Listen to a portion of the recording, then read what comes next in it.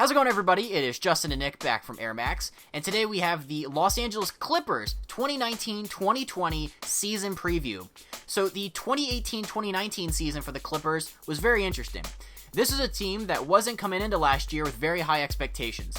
Then, as the season wore on, they decided to sell off more of their talent and go into a rebuilding mode. February saw Tobias Harris, Boban, Mike Scott being shipped out to Philly, Avery Bradley went to Memphis, and Mike Muscala went to the Lakers. And do you know what happened next? This team kept winning in spite of the rebuild. They ended up finishing 48-34. They made it into the playoffs as an 8 seed, but they ended up playing the Warriors and they lost in 6 games.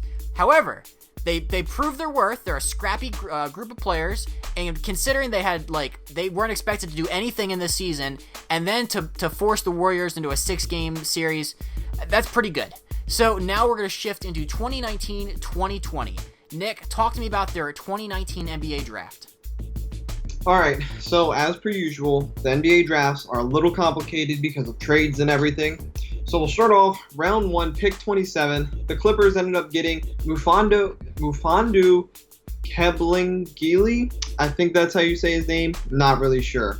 But to break it down, Brooklyn made the pick on behalf of the Clippers, and then they agreed to, the Clippers agreed to send the Nets the 56th pick in addition to a 2020 first-round pick that they acquired from Philadelphia as part of a trade in February.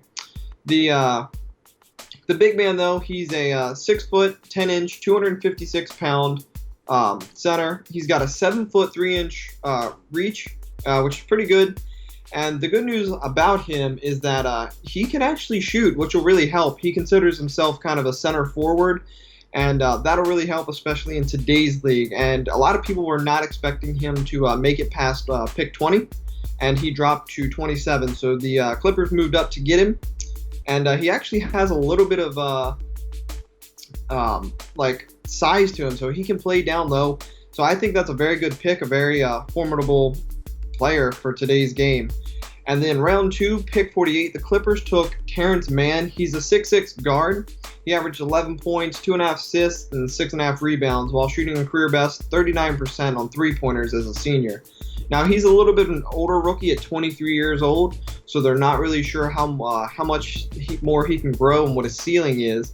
But he's been compared to Patrick Beverley a lot as kind of a gritty young player that's got a lot to prove. So that's someone to kind of watch out for and see if he can grow and get to that place where Patrick Beverley is. Now, that was great, Nick. Thank you for the draft recap. The big thing with the Clippers for this offseason preview is their free agency. All right, and so the prize that they won in free agency was Kawhi Leonard, who signed with the Clippers for 3 years, $103 million, and is an opt-out in 2021. Now, they were able to lure the silent superstar to LA, in part, I think, due to how well the team around him already was. Like, he wasn't walking into a situation like what LeBron did in LA, where there's basically nothing there. Also, speaking of LeBron, Kawhi wanted nothing to do with him. He did not want to join LeBron's team and the other LA team with the Lakers, and he never really wanted to go to Toronto in the first place. So realistically, he wasn't going to re-sign with the Raptors. So the Clippers made the most sense. Nick, what do you think about the signing of Kawhi Leonard? What did he bring to the Sixers or to the Clippers? I mean, he brought them a potential title. He brought them hope. He brought them up to par with every other team in the league and maybe past them. That is such a huge signing, and I loved the circus that was going on around him because up until he signed with them, the Clippers were out of it. Everyone's like, no, he's not going there. All our sources say he's either going to go to the Lakers or back to the Raptors. And then right before, everyone was saying, yep, Lakers, it's confirmed. And then in the middle of the night when everyone's sleeping, he ends up going to the Clippers. And I love the move, and I understand why. They do have a gritty young team. They don't have the circus around them that is the Lakers. And I think that's one thing that drove Kawhi there. And Kawhi can be more of the man. As you saw in Toronto, he really doesn't need to have a lot of people around him. He just needs a good young team, and that's what he has. And now with the addition of Paul George, who's really not a big superstar. Like, he's a great player, but he's not out there. He's not a LeBron, doesn't have all that media around him. They've really got a chance to do something special. So I think it's awesome. I completely agree with everything you just said. And then you're right. So a little background on how they got Paul George to be able to come out. So Kawhi, in order for him to bring his services to the Clippers, he needed some help. Like, he demanded to have like a second star there with him, and that's just what the Clippers did.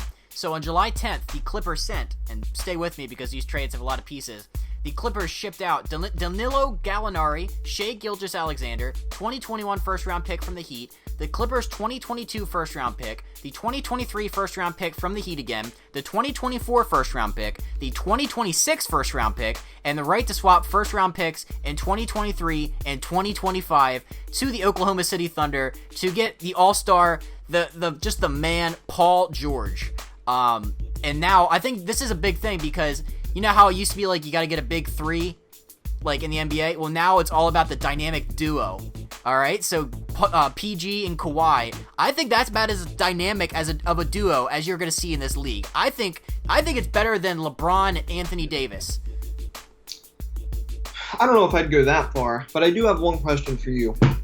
So as you just heard, I mean, like you just read it, they sent a lot to OKC. How much, like, what do the Clippers have to do? Like, win a ring, win 2, maybe 3, to really make all of it worth it?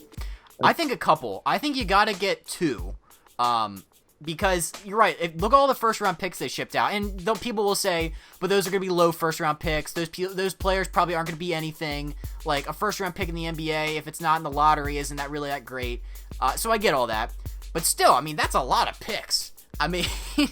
Like, I don't know. So, yeah, I think you got to get 1 or 2, like, championships to the Clippers, and then I think you can safely say in 5 to 10 years that, you know what, I think that was all worth it.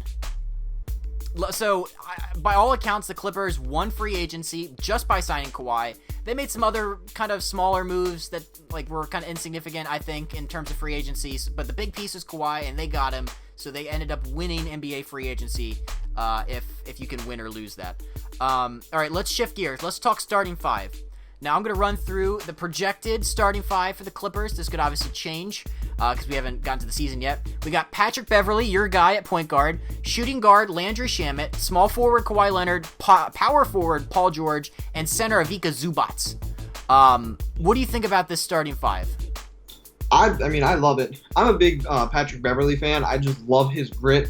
I loved watching him go against KD in the playoffs this year and kind of getting under his skin. Now, eventually, KD was like, "All right, I'm KD. Let me get back to who I am." But I think Patrick Beverley was a major part in why they took 2 games from the Warriors. So I think that'll add kind of that edge that they need. Kawhi Leonard is a great defender. Paul George is a good defender. I don't know enough about the other 2 and how defensively good they are, but I think it's going to be a great team. I like their starting 5, and I think they also have a decent bench. Right, and I think the thing with the Clippers when they talk about starting 5 is you can't forget about Lou Williams, who he's never a starter, but that 6-man role, what he does coming off the bench, he's able to come in and drop 50 burgers. That's something that I think is invaluable. And also, the way you feel about Patrick Beverley is the way I feel about Landry Shamet. When he was in Philadelphia, I thought that was one of the sneakiest, best players they had. He's a knockdown 3-point shooter. And in the 25 games he played for the Clippers last season, he shot 45% from 3. Everything you feel about Patrick Beverley, I feel about Landry Shamet. Shamet's my guy. Shamet's not Bill Simmons' guy, if you saw Bill Simmons and his exchange on Twitter, because Shamet declined to play for Team USA. But I digress. Let's talk strengths and weaknesses. Nick, give me a couple strengths. All right, so like I just said, I think their biggest strength is going to be defense, and I think that's going to really help them.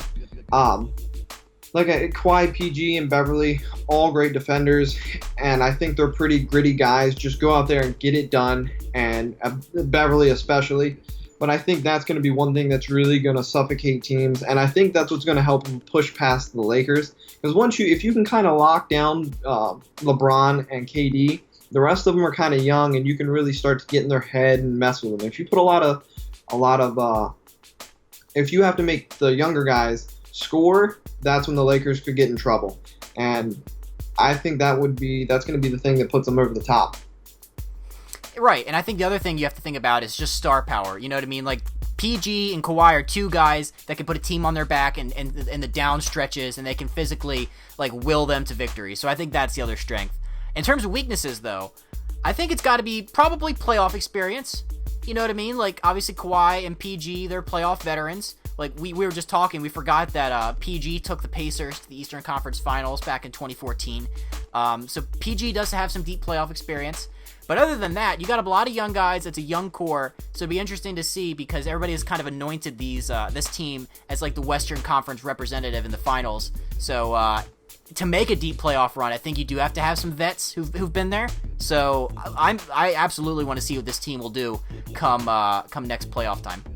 Yeah, that is a lot of pressure that's going to be thrust upon them as soon as playoff time comes, especially if they get down 2 games in a series.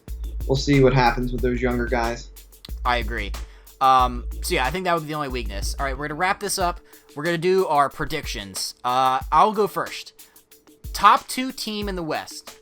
All right, I don't know if they're going to be 1 or 2, but either way, I think they're going to be right up there as one of the elite teams in the Western Conference, and I think they're probably going to represent the Western Conference in the NBA Finals.